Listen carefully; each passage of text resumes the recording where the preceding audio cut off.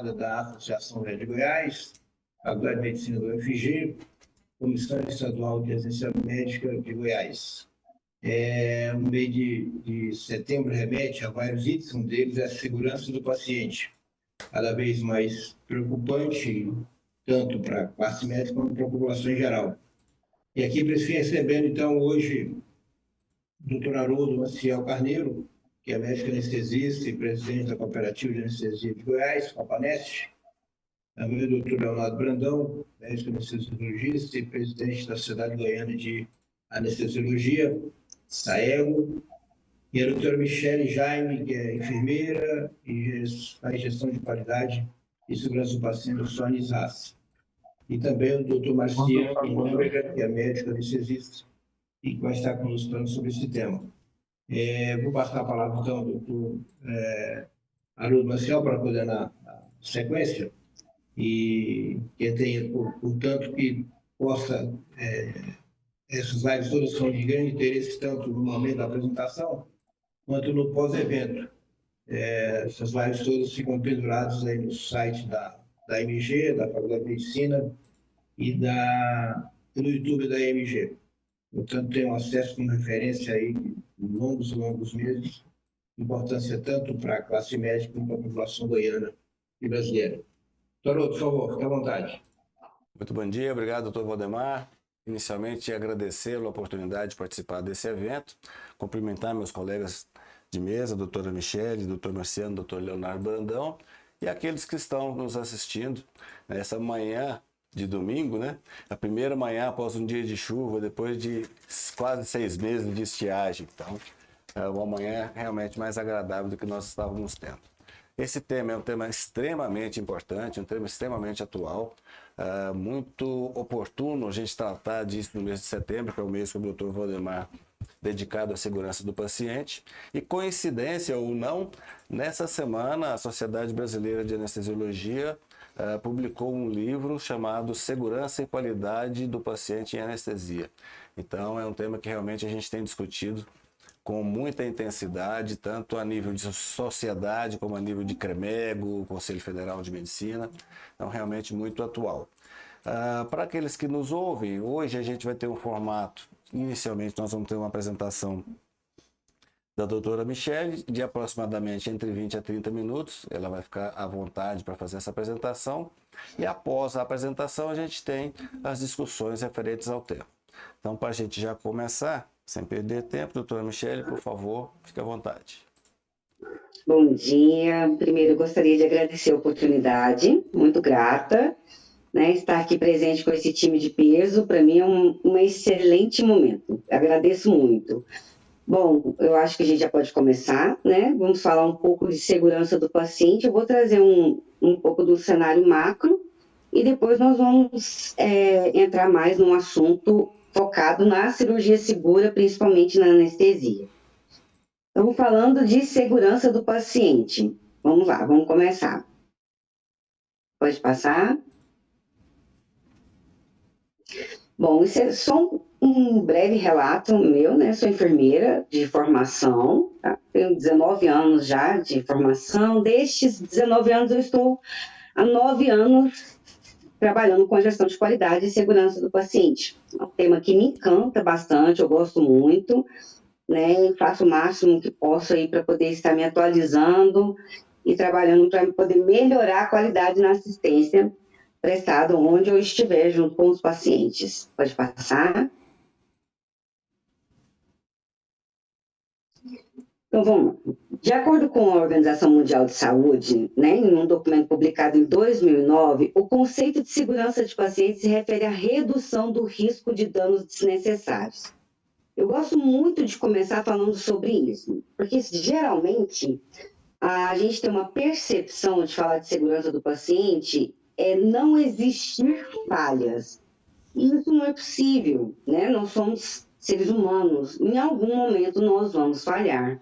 Mas quando se trabalha com a segurança do paciente, a gente consegue mitigar esses erros, mitigar essas falhas e trazer ela para o menor risco ao dano possível para o nosso paciente.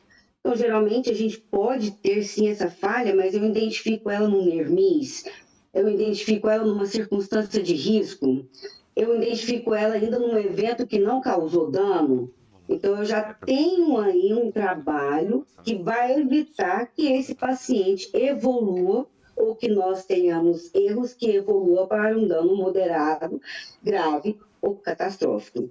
Né? Então, nós temos essa condição. Instituição de saúde que trabalham com segurança do paciente, ela já trabalha com essa prevenção, certo? 1 em cada 10 pacientes desenvolve um evento adverso em internações, infecções, lesão por pressão, erros de medicação, entendendo que IRAs, infecções relacionadas à assistência à saúde, são eventos, né? Geralmente a gente trata eles apenas de acordo com o PCIRAS ou de acordo com a 2616, porém são eventos e devem ser tratados da mesma forma que os outros eventos notificados, né? 1 em 2 cirurgias apresenta evento adverso relacionado à droga, que é o que a gente vai falar um pouco mais para frente. 700 mil pacientes ano procuram emergência para tratar evento adverso relacionado à medicação. Então, nós temos uma fragilidade, né, que é o uso indiscriminado da população de medicações. Essa porta aberta que a população tem ao acesso às medicações acabam levando também a eventos e a danos. 12 milhões de pacientes anos experimentam erros de diagnóstico. Esse ano, até o tema nosso, né, da campanha mundial de segurança do paciente é como minimizar os erros de diagnóstico. Esse foi o tema central deste ano, né, que está sendo discutido em todas as instituições. Justamente por isso, porque nós temos um índice muito alto de falhas no diagnóstico, o que vai levar, com certeza, a falha no tratamento e a um evento não esperado para os pacientes. 42,7 milhões de eventos adversos ano no mundo. É muita coisa. E lembrando que, por mais que esse dado seja um dado elevado, nós temos uma circunstância que tem que ser considerada, que são as subnotificações. Né? Nós ainda não notificamos da forma correta ou no tempo correto o que precisamos fazer. Então, mesmo tendo as subnotificações, ainda temos uma quantidade considerável. Pode passar, por gentileza. E aí eu trago para vocês problemas e desafios que nós temos quando a gente fala de segurança do paciente. Não é fácil trabalhar a segurança do paciente nas instituições, de forma alguma, até porque é cultural.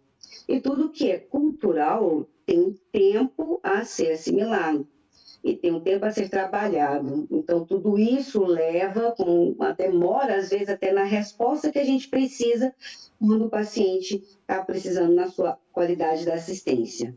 Um problema, o próprio paciente. Como assim o próprio paciente ele se torna um problema? Pode se tornar um problema devido à complexidade, né, das suas comorbidades, a fatores intrínsecos relacionados também, e principalmente voltado ao meio ambiente que esse paciente também é inserido. Isso também tem um impacto muito grande na segurança. E a aderência ao tratamento, né? Nós temos as resistências em relação ao tratamento. E aí a gente tem uma fragilidade. Nós acompanhamos o paciente de forma ambulatorial, porém nós não conseguimos ter todas as informações em conjunto do paciente, que seria o prontuário único, o que facilitaria para que a gente pudesse ser mais assertivo no tratamento do paciente. Problema 2, o próprio profissional na sua formação. Agora que nós estamos vendo nas formações, seja médica, de enfermagem, multidisciplinar, o assunto segurança do paciente, né? Agora que ele está pegando força dentro da faculdade, dentro da formação acadêmica. Mas até então nós temos essa barreira também. Não é um assunto ainda, não é um tema discutido com a força que ele deveria ter. A cultura dentro da instituição, então cada instituição tem a sua missão, visão, valor, seu propósito, e dentro disso é cultural. O que eu vou desenvolver dentro da minha instituição? E aí eu tenho que me adaptar a isso, e o colaborador também tem que vir com essa adaptação. Isso leva tempo. Cultura não é assimilada com menos de 5 a 10 anos. Quando você considerar que a sua instituição começou a falar de segurança do paciente há 10 anos, ela está adolescente. né? Ela está adolescente falando de segurança do paciente. E os colaboradores que vão fazendo parte desse momento que você vai fazer a contratação, já deveria vir com este processo já incluído na sua formação. Porque se você pega um colaborador novo, né, que ainda não tem uma vivência de experiência do paciente, uma vivência de qualidade, você ainda vai formar ele dentro dessa cultura, levando de 3 a 5 anos e até 10 anos para ele se adaptar. Né? Então, é um tempo longo. Segurança do paciente não é algo que simplesmente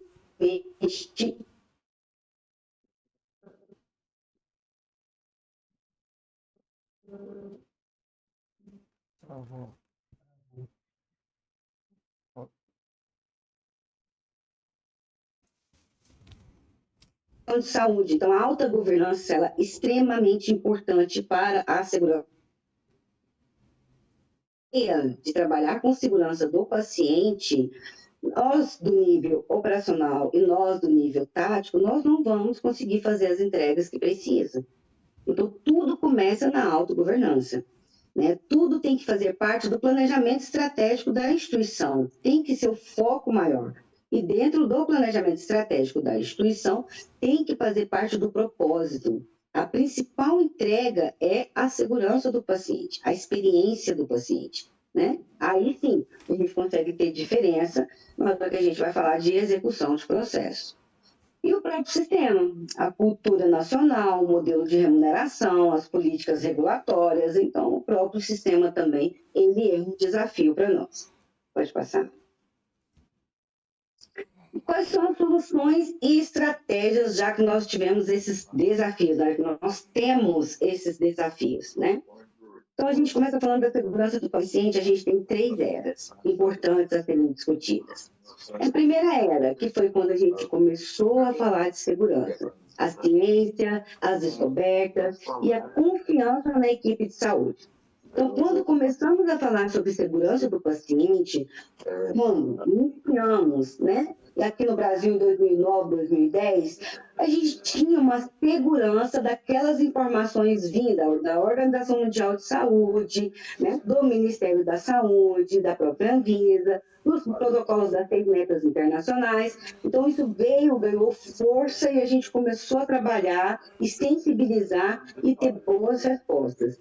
Porém, o nosso modelo educacional e de gestão, que é o que eu disse, o modelo de gestão é muito importante, ele ainda não conseguiu se adaptar a essa cultura, nós caminhamos para a segunda era. O desgaste dessa confiança que gerou medição, controle e punição.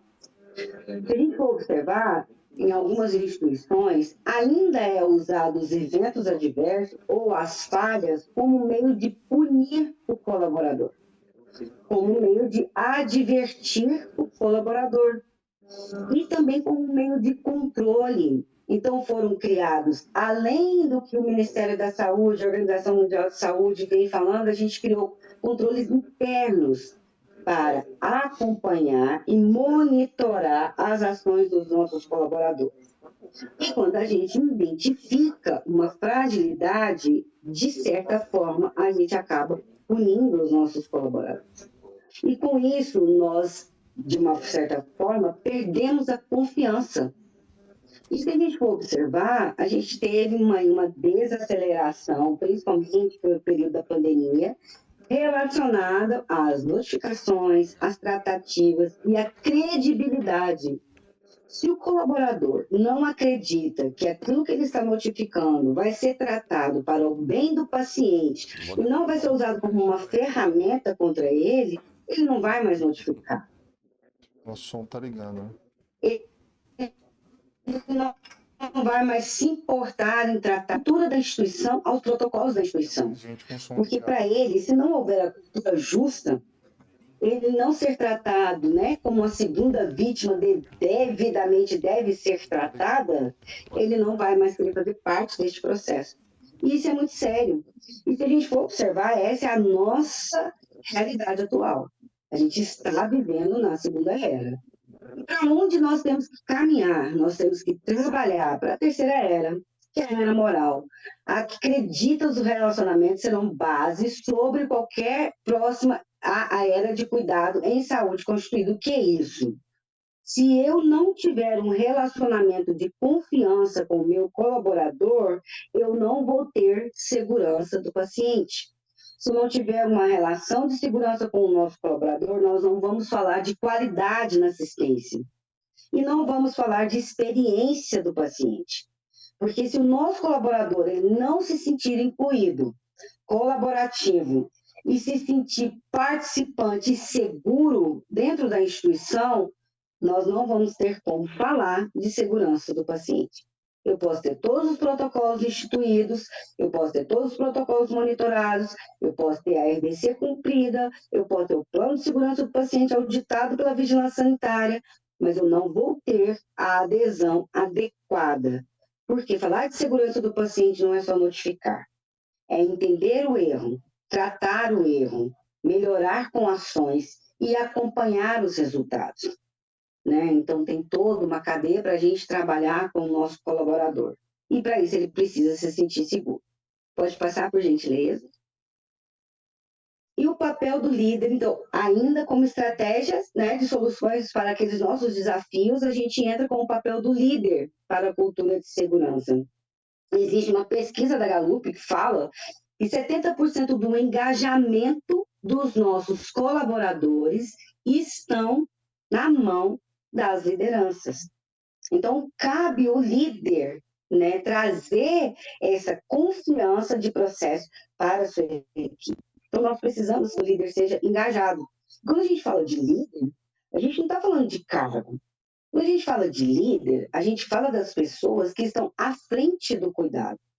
Naquele momento que o técnico de enfermagem ele está lá sozinho no quarto para aplicar uma medicação no paciente, ele é ou não é o líder na tomada de decisão naquele momento? Ele é o líder na tomada de decisão naquele momento. Se ele falhar ali, foi ele como líder, e se ele acertar ali, foi ele como líder. A gente assimila muitas lideranças a cargo, e não é isso. Nós temos que deixar bem claro que todo e qualquer colaborador, na hora de tomar uma decisão, ele tem que tomar essa decisão como um líder, entendendo a complexidade, entendendo o universo macro que ele está inserido, e entendendo o impacto daquilo que ele vai fazer na segurança do paciente. Certo? Pode passar. E os benefícios, então, né? Quando a gente fala, então, do futuro na segurança do paciente, né? Meta, então, principal é hospitais de alta confiabilidade. A gente vem falando sobre isso, tem bastante temas, a gente está ouvindo bastante lives, né? Bastante discussões e palestras sobre hospitais de alta confiabilidade. O que não mais é do que você acreditar naquilo que está sendo entregue como resultado para o paciente e para o seu familiar. E lembrando, nem sempre os resultados eles serão os mais positivos, né? Nem sempre teremos alta melhorada, mas isso não interfere e não independe de fazer uma excelente entrega na qualidade da assistência, na jornada do paciente enquanto ele está na nossa instituição, certo? Então, a educação em saúde é um ponto principal, profissionais e pacientes. É muito importante falar sobre educação. É uma coisa que eu acabo discutindo um pouco, geralmente, quando eu tenho uma abertura, porque nós temos métodos de educação ainda dentro das instituições que usam muito a metodologia da pedagogia. E nós estamos falando de adultos, né? Nós estamos falando de seres pensantes, de seres que já foram formados, que já têm uma formação acadêmica, técnica, que já têm uma vivência, uma experiência. É desse ser humano que nós estamos falando. Então, nós temos que trabalhar a andragogia e não a pedagogia. E, de certa forma, se a gente for entender, o ser humano adulto, ele precisa de uma continuidade. Então, entende-se em estudos que o que traz mais resultado e a adesão é a periodicidade.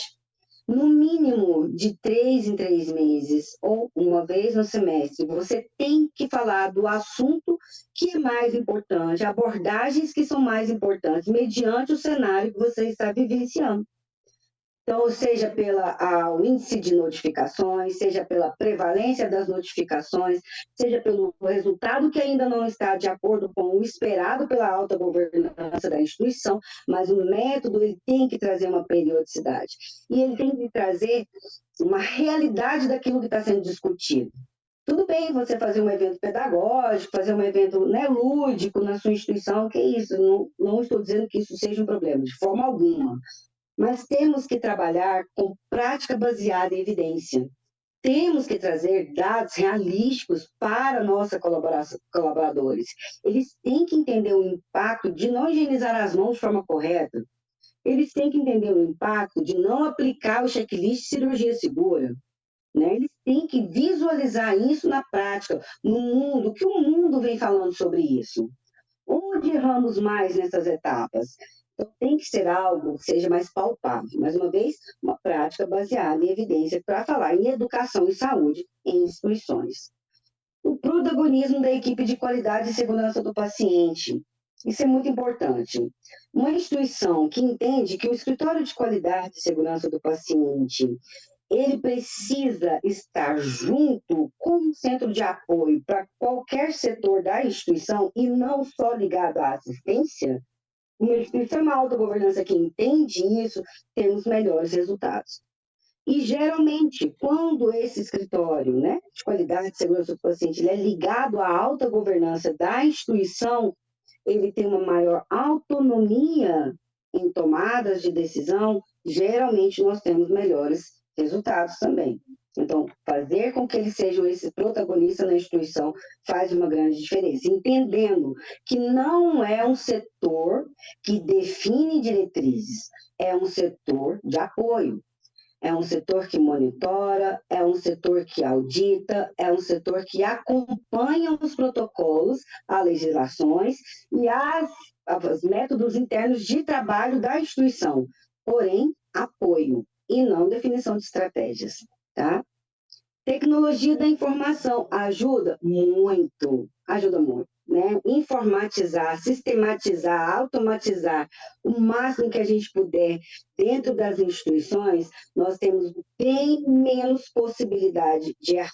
Nós temos muito maior a possibilidade de sermos assertivos. Então, com certeza, faz a diferença nas nossas instituições. Pode passar?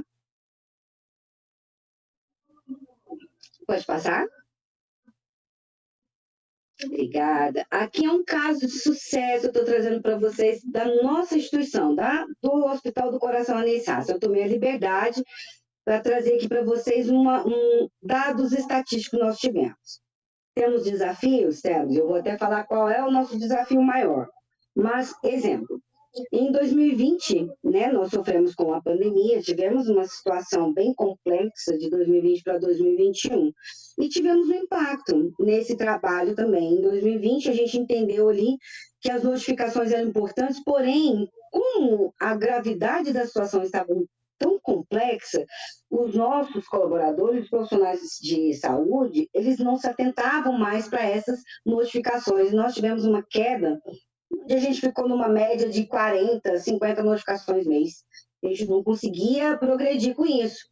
Então, tivemos que fazer uma reformulação dentro do núcleo de segurança do paciente, trabalhando em loco, trabalhando colaborador por colaborador, um trabalho mesmo intensivo de 6 meses, indo em loco, trabalhando, justificando, pegando na mão, fazendo junto, mostrando a importância. E nesse trabalho nós conseguimos ter aí uma superação nos dados e nós notificamos 1.836 eventos. E conseguimos, desses 1.836 eventos, analisar 620. Então, você foi bem bacana, lembrando. Mas está notificando errado, está notificando aquilo que não é de acordo com o que o Ministério da Saúde preconiza. No primeiro momento, deixa notificar. O núcleo existe para isso. O núcleo vai fazer esse filtro. Aquilo que é, né, procedente ou não. Mas no primeiro momento, deixa notificar. E de acordo com o que vai vir nas notificações, você vai vindo trabalhando com o seu colaborador. E vai melhorando esse processo junto com o seu colaborador. Já em 2022, nós tivemos ainda um índice ainda maior. Fomos para 2.085 e conseguimos fazer a análise de causa raiz de 752. Quando foi em 2023, lembra que eu falei da questão da cultura justa? Em 2023, por mudanças institucionais, turnover mesmo, questões, né, burocráticas que acontecem, nós já tivemos aí uma diminuição e aí a gente entendeu que precisava fortalecer, né, o método da cultura justa. Precisávamos destacar o que é a segunda vítima. É tão pouco falado, né, a segunda vítima, mas nós temos. A partir do momento que um colaborador ele comete um erro, se nós formos parar para analisar, né, claro que ele não consegue conceber isso de uma forma tranquila. Ele precisa de apoio psicológico, às vezes até psiquiátrico. Né? Nós precisamos acompanhar esses colaboradores, que ninguém sai de casa com a proposta de fazer algo de errado. Pelo contrário, então nós precisamos ter esse acompanhamento. E agora, em 2024, nós já estamos na casa está aqui 661, mas o dado atualizado na casa dos 700 e poucas notificações. Desafios muito importantes que nós temos, e eu trouxe isso como um case, como trouxe isso para mostrar também os nossos desafios, que eu acredito que é da maioria das instituições. É a análise sustentada dessas notificações. Será que hoje nas nossas instituições nós conseguimos trazer alguma desses eventos que aconteceram na instituição e que tiveram um sucesso no resultado? Será que a gente tem algum caso sustentado? Será que nós conseguimos demonstrar algum ciclo de melhoria? Será que nós temos esse crescimento já e essa maturidade dentro das nossas instituições? Porque o volume de notificações é importante? É, porque eu entendo que eu estou notificando e eu estou trabalhando para prevenir. Quando esse volume de notificações eu tenho, na sua maioria, uma classificação de circunstância de risco, significa que a minha instituição já entende que trabalha com prevenção, porque a circunstância de risco ainda não é o evento. Né? Então, eu já estou trabalhando também com prevenção.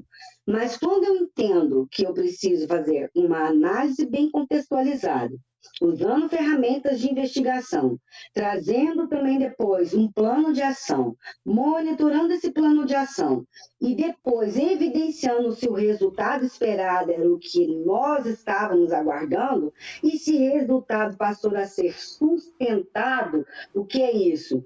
Pelo menos de 6 meses a 1 ano, na minha instituição, eu não falo mais deste mesmo erro, é um ciclo de melhoria, ou eu minimizei o meu erro. Se eu não tenho isso estruturado ainda na nossa instituição, é o maior desafio, porque a gente precisa garantir a continuidade, né? A gente precisa garantir que o cuidado seja contínuo, e a gente precisa garantir que quanto mais eu enxergo, menos eu erro. E trago soluções para a minha instituição, certo? Então, isso eu também trago para vocês, para poder ficar aí, para todo mundo pensar um pouco em como está sendo esse gerenciamento dentro das instituições. Pode passar? E aqui eu trago para vocês essas fotos, eu acho que dá para a gente entender mais um pouco, né?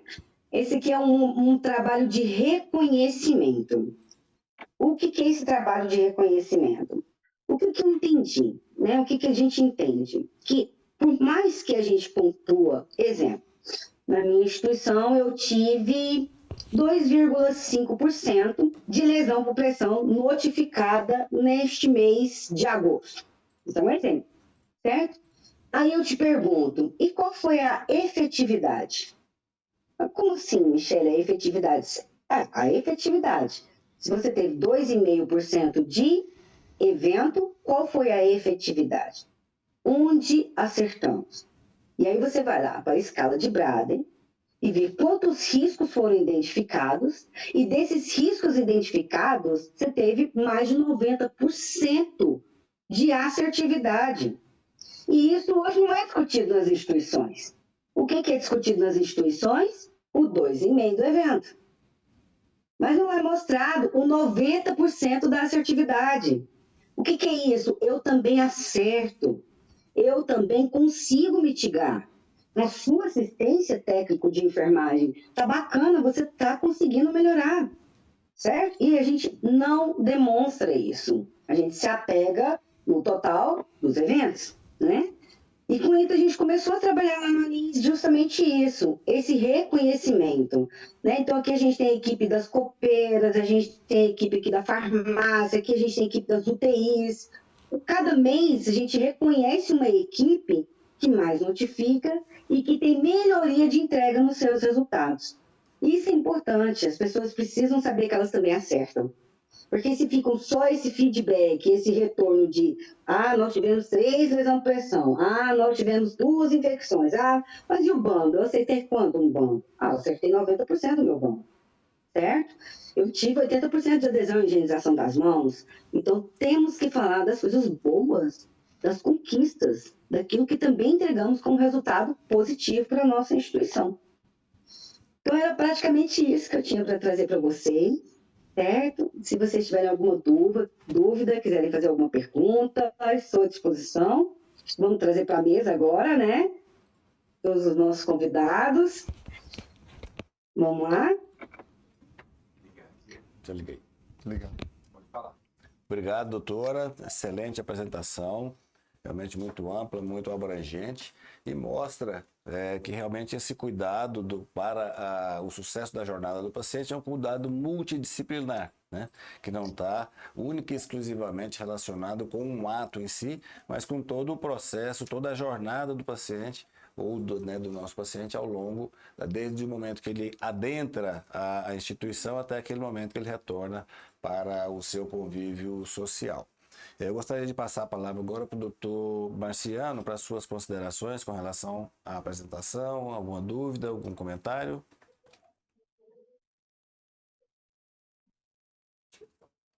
Está sem microfone. Bom dia. Eu vou poder apresentar ou é para direto para a apresentação? Qualquer comentário com relação ao tema, tudo. Tá. Não. É muito interessante pela política, ainda algumas coisas parecem claras no dia a dia e muitos serviços. Reclamando sobre. Acho que não. A senhora está ouvindo bem, doutor Marciano, doutora? Não estou ouvindo. Eu já ia falar isso agora, eu não estou conseguindo ouvir. Coloca o microfone mais próximo, por favor, Marciano. Está ouvindo agora? Isso, agora sim. Melhorou. Agora sim. Não, é interessante essa colocação do aí com relação a. Eu vejo ainda muitos colegas reclamarem ou não se atentarem aos mínimos protocolos, mínimos detalhes da segurança do paciente, né? E acabam burlando, passando por cima de muitas coisas básicas, né? Desde lavagem das mãos, até extração de medicamentos, que é talvez o mais crítico. Você consegue aumentar o retorno dele, por favor? Dentro da anestesia. E quando ela colocou a próxima era, né, a terceira era de relacionamentos, eu vejo essa parte mais complicada. A falta de comunicação, a falta de relacionamento entre colegas e de falta também de comunicação entre a alta cúpula e aqueles que estão na ponta desses procedimentos. É uma especialidade em que o estresse está constantemente inserido no dia a dia. É uma área de muito risco, né? E de uma extensa carga de trabalho. Então, digamos assim, doentes de tantos serviços que eles estão tendo no dia a dia. E isso eu acho que tem impactado aceitar e implantar um pouco mais da segurança do paciente. Muito obrigado, doutor Marciano. Queria passar a palavra ao doutor Leonardo Brandão, por favor, Leonardo, suas considerações. Bom dia a todos. Parabéns, doutor Michele, pela apresentação. Acho que ela abordou muito bem os pontos acerca da qualidade, da segurança do paciente, né? Principalmente na parte assistencial que diz respeito a toda a equipe multidisciplinar, né? Não só a equipe médica, mas a importância também de todo o controle da toda a equipe multidisciplinar, desde o primeiro atendimento ao paciente, como o Dr. Haroldo já falou, em toda a sua jornada, né? Chamou atenção também, conversava aqui um pouco com o Dr. Haroldo, a questão das notificações, de como no início do processo é importante essa hipernotificação, até para criação essa cultura de notificação, né? E com isso a gente consegue filtrar todos os pequenos eventos que vão mitigar os efeitos dos grandes eventos, né? Então a gente consegue minimizar os riscos maiores atuando nos pequenos eventos, né? Eu acho que isso aí realmente é importante. Eu acho que talvez falte um pouco ainda. Eu vejo que a parte da enfermagem tem essa cultura talvez um pouco mais forte nessa questão das notificações, e vejo um pouco talvez a equipe médica ainda bem reticente nesse quesito de notificação, né? Eu acho que falta um pouco talvez levar isso para a equipe médica, exatamente a questão da cultura justa, né? Da busca pelo resultado e não pela culpa, né? Então, não é porque eu notifiquei um evento que eu estou querendo punir alguém, né? Punir aquele funcionário, mas pelo contrário, eu quero que aquele evento menor não desencadeie um risco aumentado para o paciente, levando a uma lesão, levando a complicações graves aos pacientes. Acho que isso é muito importante, levar isso para a equipe médica, para toda a parte médica, exatamente esses conceitos e essa cultura. Acho que isso aí a gente ainda carece um pouco desse pensamento, dessa visão. Isso é muito importante. Parabéns, então, Michele, pela sua apresentação. Muito obrigado, doutor Leonardo. Obrigada. Michele, você foi muito feliz em falar, em comentar a importância do envolvimento da autogestão nesses processos de melhoria. Se não houver o envolvimento, se não houver uma dedicação da autogestão, realmente esses processos não perduram e se perdem ao longo do tempo, tem apenas uma fase inicial.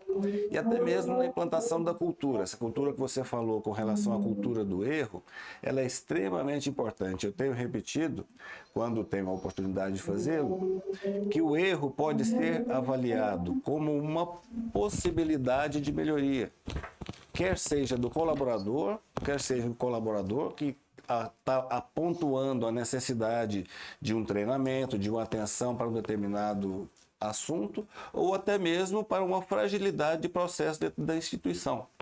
Então, toda vez que você aponta um erro, como o Leonardo falou, a intenção não é buscar o culpado, mas assim, trazer planos de ação, seja coletivo para colaboradores, seja para processos, para que você possa mitigar a recorrência ou até mesmo consequências maiores em função daquele erro identificado. Isso é muito importante. A gente vem em Goiânia de um histórico de hospitais familiares, hospitais que são culturalmente administrados por famílias. E recentemente nós tivemos uma chegada de grandes conglomerados que vêm mais com protocolos mais definidos, que vêm com um modelo de atuação um pouco mais protocolizados, por assim dizer. Você acredita que os nossos hospitais têm se beneficiado com a chegada desses novos modelos, ou essa evolução aconteceria independente de qualquer outra circunstância?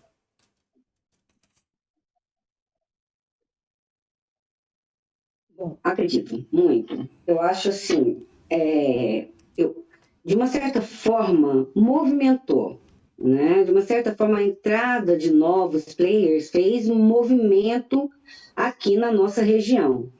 E o movimento, eu vejo, em até alguns aspectos, como positivo, sim, né? Porque trouxe uma definição da importância de se cumprir um protocolo. Trouxe uma definição da importância de ter a adesão às regras institucionais. Né? Então, ajudou de uma certa forma, sim. Nós temos visto, por exemplo, profissionais que, ao trabalhar nessas instituições e vem para a nossa, já vem com essa mentalidade. Opa, peraí, eu sei, agora eu entendi o porquê do checklist cirurgia segura, agora eu vou fazer, né? Porque aqui não tem outra forma.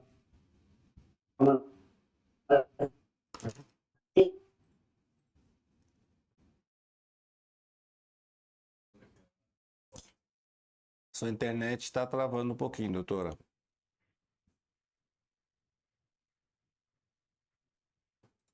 Ok.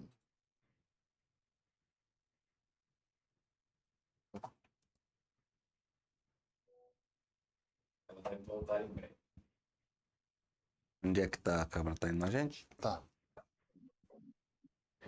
Não é mais só a Michele falando. Aí, Voltou. Voltou agora.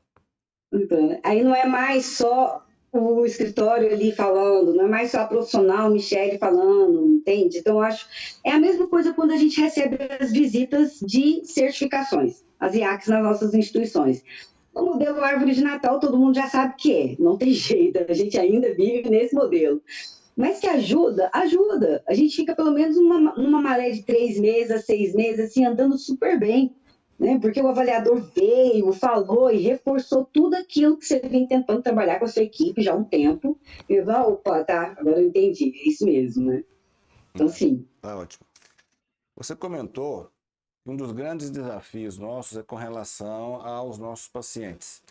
Então, com o aumento da expectativa de vida, cada vez mais nós estamos nos defrontando com pacientes idosos, com comorbidades e polifarmácias, fazendo uso de vários medicamentos. Isso meio que vem reforçar a necessidade do que você comentou até em off com a gente, de nós implantarmos uma cultura ainda em fase muito inicial em Goiânia, que é a cultura da consulta pré-anestésica, ao invés apenas de uma avaliação pré-anestésica no leito. Eu gostaria que você comentasse com a sua experiência, com a sua visão. É lógico que a nossa não é imparcial, né? Com a sua vivência, com a sua experiência, qual seria, na sua visão, o impacto positivo de nós insistirmos na implantação desse novo modelo de avaliação, que seria a consulta formalizada, uma consulta pré-anestésica, não só a avaliação pré-anestésica à beira do leito? Bom, então, eu acredito, né, que quanto mais conhecimento você tem, menos possibilidade de erro, mais assertivo você é. Então, até mesmo o paciente. Então, quando a gente tem um paciente mais consciente, orientado daquilo que está acontecendo com ele, mais assertivo vai ser o nosso tratamento. Porque ele também vai saber identificar essas situações. E numa consulta pré-anestésica, ela tem um valor enorme. Porque nesse momento você vai conhecer o seu paciente, as suas comorbidades, vai fazer uma avaliação de acordo com a classificação de comorbidade dele, vai entender o contexto dele, se ele faz uso de medicamentos, se não faz, se já faz uso, por exemplo, de psicotrópicos há muito tempo, que pode ter interferência. Então, tudo isso vai fazer muita diferença. Quando você pega o paciente 5 minutos antes de você entrar para a sala cirúrgica, para falar com esse paciente, na maioria das vezes, ou você vai ter que suspender a cirurgia, porque você não ouviu esse paciente antes, não entendeu as suas comorbidades, ou existe uma grande chance de você errar para a sala cirúrgica, né? Então, a consulta pré-anestésica ela é valiosíssima, né? Nós temos um valor maior com a consulta pré-cirúrgica. E, como você mesmo disse, aqui em Goiás precisamos fortalecer também a pré-anestésica, porque ela tem um tanto impacto quanto a pré-cirúrgica, né? Muito obrigado. Com Leonardo, certeza. você como representante da Sociedade Goiana de Anestesiologia, que é o órgão responsável pela parte de formação do profissional, de atualização do profissional, como você vê o estágio em que está a implantação da consulta pré-anestésica em Goiânia e o que a Saego tem feito para que a gente possa evoluir nesse tema? Eu vejo que ao longo desses últimos anos, acho que o processo, as várias equipes, grupos de anestesia da cidade, do estado, vem passando por processos de acreditação também. Eu acho que isso tem melhorado a visão desses grupos, dos profissionais anestesiologistas, em relação à importância da avaliação e da consulta pré-anestésica. Tenho visto que vários serviços têm implementado consultórios, clínicas de avaliação pré-anestésica, e nós, como sociedade, temos incentivado com eventos,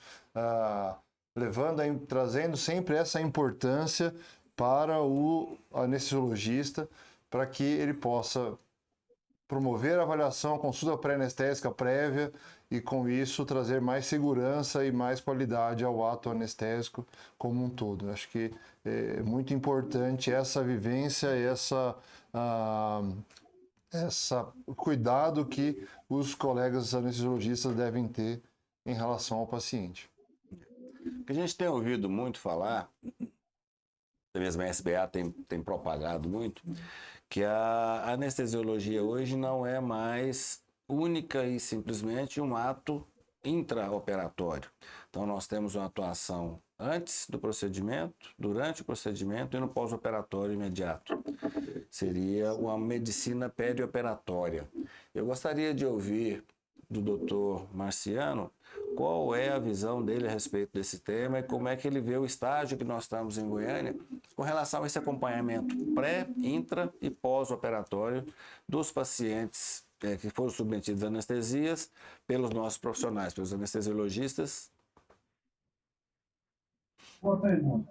Realmente, esse cuidado, ele não está parando mais dentro só do ambiente cirúrgico ou nas salas de procedimento ambulatorial. Tem muito mais extenso do que a gente pensa. Tá? É óbvio que nós temos muito hoje, eu acho que 30% a 40% dos procedimentos anestésicos hoje estão fora do centro cirúrgico. E são procedimentos que a gente não tem acesso prévio, assim. Então, o atendimento pré-anestesia é muito rápido, às vezes feito numa salinha, às vezes numa entrevista, muito pouco.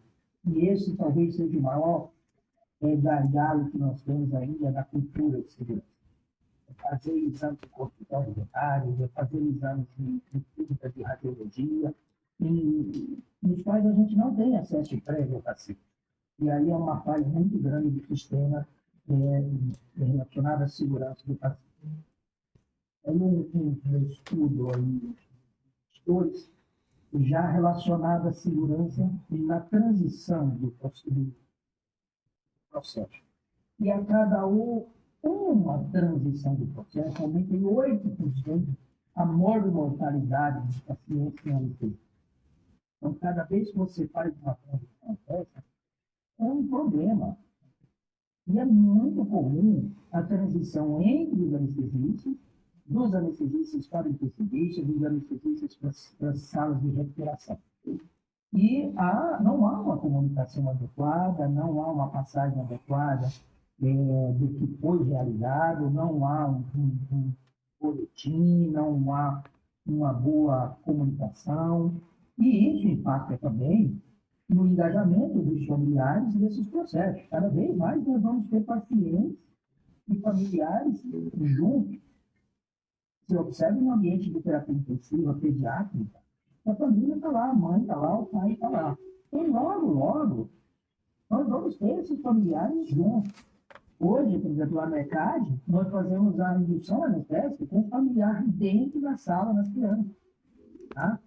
E isso tem diminuído muito o estresse. Agora, você imagine se a gente não seguir os protocolos, se ter algum problema nessa fase e a gente não tiver uma boa comunicação.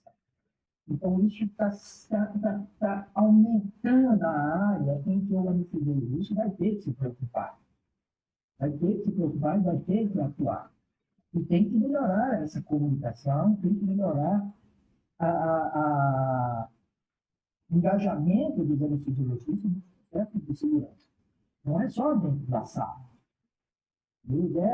Nós chegamos 20 minutos mais cedo lá, e a gente vai de sala em sala, junto com a residência, e a gente checa, independente de quem vai fazer a anestesia, todos os monitores e todos os carrinhos são calibrados, checados, e ainda não tem nada dentro da sala. Então, uma coisa que ficou bastante já você não tenta perder aquele tempo de checagem dos carrinhos, checagem dos monitores.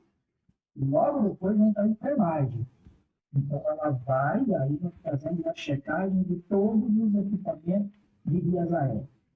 E na entrada do paciente, nós fazemos todo o checklist de cirurgia segura. Então, muda muito também. E o pessoal está acatando. Mas ainda falta muita coisa. E essa transição do cuidado é que eu acho que vai ter o próximo passo de mudança na rotina nossa aqui em Goiás. Eu recebo muito telefonema de ter na passagem do anestesista para o intensivista, do anestesista para a RPA, né? E vice-versa. Deles também, o anestesista reclamando que quando vai pegar um paciente crítico, então a comunicação entre esses setores, eu acho que vai ser um ponto crucial de melhoria que nós vamos ter que abordar nos próximos anos. Muito obrigado, doutor Marciano. Então, do que a gente está percebendo, em Goiânia a gente tem ainda uma heterogeneidade muito grande com relação ao nível de maturidade, com relação aos cuidados do paciente nas diversas instituições. E isso faz com que haja também uma diversidade muito grande na preocupação do próprio profissional em atender, né, nas diferentes instituições, os diferentes níveis de exigência. Eu queria saber do doutor Leonardo, presidente da SAEGO, o que a SAEGO tem feito no sentido de melhorar, de aumentar o nível médio da qualidade de prestação de serviço dos anestesiologistas, e se nós, anestesiologistas, estamos apenas seguindo as exigências dos hospitais que são acreditados, ou se nós também tomamos, as nossas empresas, as nossas PJs, têm tomado a iniciativa de qualificar o seu quadro societário independente do nível de exigência do hospital, para que você sempre preste um serviço de excelência independente do hospital ou da instituição que você está exercendo a anestesia. Bem, então, a SAEGO, em conjunto com a Sociedade Brasileira de Anestesiologia, né, nós hoje somos representantes da Sociedade Brasileira aqui no nosso estado. Nós temos trazido vários cursos, vários eventos, em parceria sempre com a Copanest aqui, buscando a capacitação e a melhoria dos nossos associados, né? Então, nós tivemos no último final de semana um curso de analgesia, anestesia, bloqueios guiados por ultrassom, point of care também, então avaliação de volemia gástrica, a avaliação de reposição volêmica guiado por metas, por ultrassom. Então, nossos associados puderam ter esse tipo de treinamento aqui, visando analgesia pós-operatória, melhor cuidado do paciente no pós-operatório, né? Trazendo instrutores de fora, instrutores de referência no país, fazendo com que a formação dos nossos associados seja melhor qualificada. Nós teremos também no próximo final de semana um curso de suporte avançado de vida em anestesiologia, o curso SAVA. É um curso que se equipara ao ACLS, mas com uma visão mais voltada para o anestesiologista. Então, no próximo final de semana também vamos trazer esse curso que a Sociedade Brasileira proporciona. Vamos trazer aqui para os nossos associados em parceria com a Copanest. Vai ser realizado aqui um final de semana de treinamento em suporte avançado de vida, né? Isso aí também é uma exigência de vários hospitais, vários serviços exigem esse tipo de treinamento e a própria sociedade hoje exige esse tipo de treinamento do seu médico anestesiologista. Além disso, como você colocou, a própria Sociedade Brasileira, em parceria com o QGA, tem promovido a formação de grupos de anestesia dentro da acreditação Quemento, né? Então, vários grupos aqui na cidade têm buscado a acreditação Quemento em parceria do QGA com a Sociedade Brasileira, numa atividade da Sociedade Brasileira, para que os próprios grupos, os próprios anestesiologistas tenham a sua formação, tenham o seu cuidado na acreditação dentro dos protocolos de segurança, não só se adequando aos serviços hospitalares, mas também levando para aqueles hospitais que não têm ainda a qualificação, a acreditação, os protocolos de segurança internacionais, né? O QGA é uma acreditadora canadense, né? Padrão internacional. Então, com isso a gente consegue levar junto aos hospitais já credenciados, mantendo esse padrão, mas também aqueles hospitais que ainda não têm esse tipo de padrão de atendimento, levando esse padrão de excelência da acreditação internacional, aumentando assim a qualidade e a segurança do atendimento aos pacientes. Muito obrigado. Michele, você tem percebido alguma diferença, alguma evolução com relação aos profissionais de anestesiologia que você tem trabalhado ultimamente? Você tem percebido alguma evolução nesse sentido, tanto da adesão, né, aos protocolos hospitalares, como também já de trazer algum conhecimento próprio com relação à necessidade de implantar protocolos de qualidade e de segurança para o paciente? Sim, com certeza. Até questionamentos dentro da própria equipe, não questionamento, mas pontos de melhoria para os nossos próprios protocolos, sugestões, o que poderia ser mais adequado, o que poderia facilitar para que a adesão seja melhor. Então, sempre a gente está tendo esses ajustes. E a gente tem conosco o nosso diretor técnico, doutor Fernando, né? Doutor Antônio Fernando Carneiro, maravilhoso. Ele está aí à frente com o pessoal anestesista, então sempre está vindo uma sugestão. Esse movimento do QDA que vocês estão fazendo, né, é muito louvável, muito bacana, porque, de fato, eu acho que se quiser começar a falar de segurança, de qualidade, a gente tem que aderir a alguma certificadora, né, alguma IAC, seja ONA, seja uma certificadora, quer dizer, seja ONA, seja JCI, seja Quemento, seja AXA, bom, algo que você, né, tem mais familiaridade. Eu, particularmente, gosto bastante do QGA, bastante, eu tenho formação em treininho em QGA, gosto muito, e acho super válido. E eu acho que agrega bastante, e eles já começam a olhar para a gente diferente. Não vem mais uma resistência, vêm abertos a participar do processo interno da instituição e ainda vêm com informações valiosas para agregar. Então, de fato, faz muita diferença. Tá, muito obrigado. Doutor Valdemar? Sim, professor Haroldo. Eu acredito que estamos finalizando. Gostaria de agradecer mais uma vez a oportunidade de conversarmos a respeito desse tema tão importante e pedir para os nossos colegas participantes para fazerem as suas considerações finais. Marciano, consideração final, por favor.